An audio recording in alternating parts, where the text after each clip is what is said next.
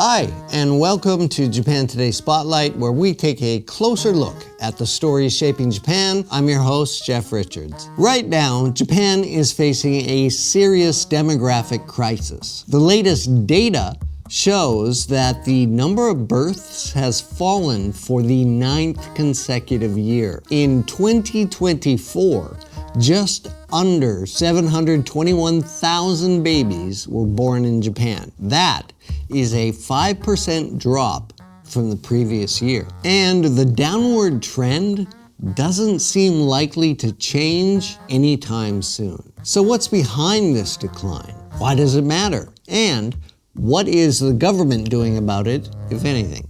Let's take a closer look. Here's what the numbers tell us. The 720,988 births recorded in 2024 mark the lowest number since Japan began keeping statistics in 1899. Births have declined in all 47 prefectures at a faster pace than government projections. There is one bright spot, however. The number of marriages rose slightly. In 2024, 499,999 couples tied the knot, 10,718 more than in 2023, when marriages dipped below 500,000 for the first time in 90 years. But marriage does not necessarily lead to bigger families. The total fertility rate, which calculates the average number of children a woman is likely to have, was just 1.2 in 2023. Why is the birth rate declining? Well, surveys show several key reasons. Many young people are reluctant to marry or to start a family due to job insecurity and a high cost of living that outpaces wage growth. Japan's corporate culture makes it difficult for parents to balance work and childcare. New mothers face the unspoken stigma of working shorter hours, while paternity leave remains rare in practice. This discourages young couples from having more than one child. Housing costs in major urban areas are high, and there's a shortage of daycare centers. Education expenses, covering everything from uniforms and rucksacks to after-school programs, add to the financial burden. Why does all of this matter? Low birth rates, well, they're not unique to Japan.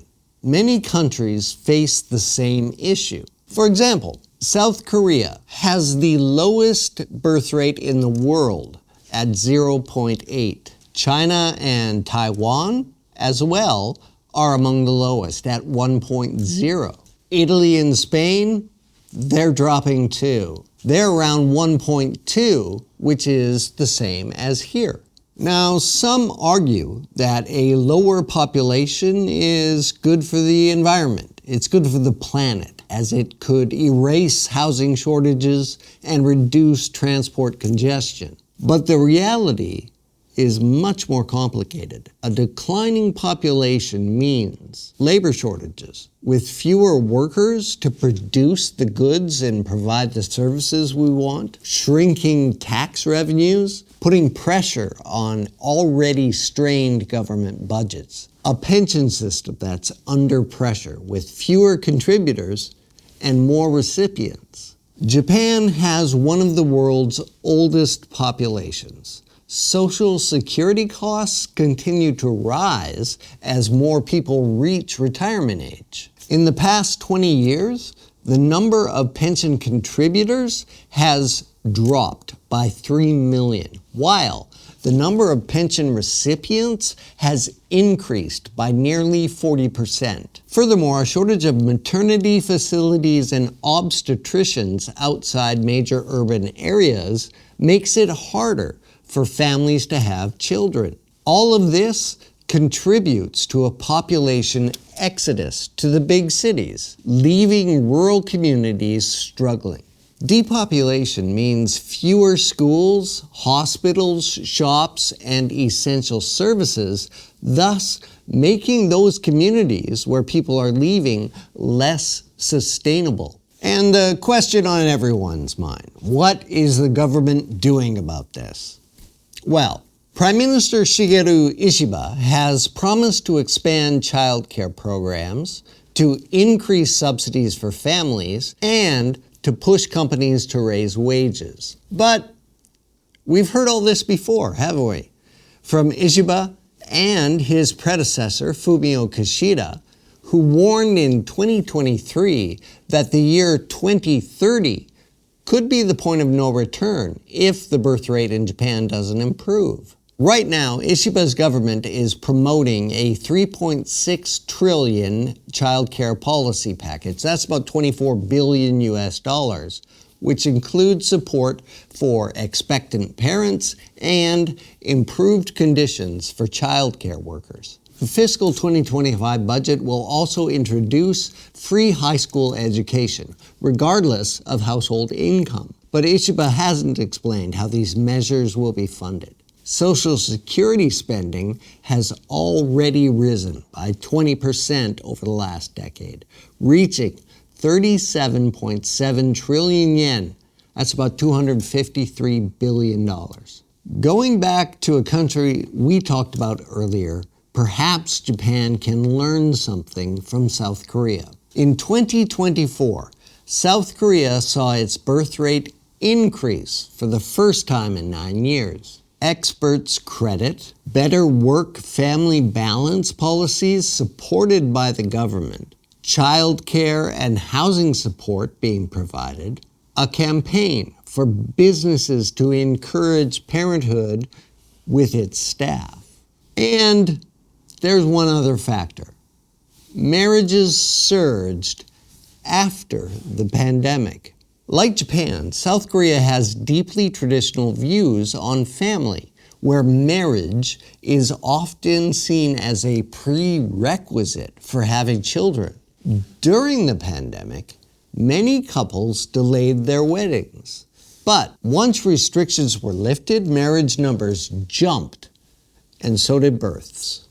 This raises an important question. Could shifts in social norms, not just government policies, play a bigger role in reversing population decline? What else can Japan do? One controversial solution, at least here, is immigration, a topic that many politicians avoid. Successive governments have tiptoed around this particular issue. Japan has expanded its visa programs for foreign workers in industries like agriculture and nursing care. As of June 2024, 3.41 million foreign residents lived in Japan. But there's still strong resistance to immigration because of two very entrenched views. One, immigrants will take jobs away from Japanese people. And two, the presence of immigrants will cause public safety to deteriorate. Unlike some countries, Japan's current policy does not focus on integration. Foreign workers are mostly seen as a temporary solution for labor shortages. No major political party is pushing for a broader immigration policy. It's easy to say that the solution is simple. Just make more babies. But as we've seen, the reality is far more complicated. Economic pressures, work culture, and traditional social expectations all play a role. Let's not forget, Japan also lacks strong support for single mothers and unwanted pregnancies, making the decision to have a child even harder. So what's really needed here? Well, maybe corporate culture here really needs a shift.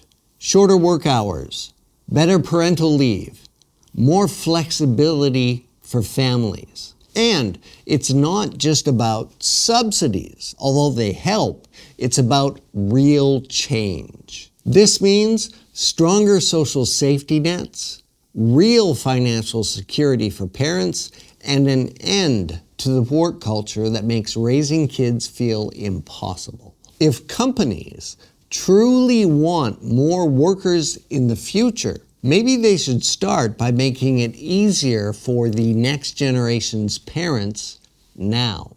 So, what do you think? Can you solve it? Can Japan turn things around with policy changes? Or does the solution lie in a real cultural shift here in Japan? One that rethinks work, family, and social support. From the Japan Today newsroom in Tokyo, I'm Jeff Richards. See you next time.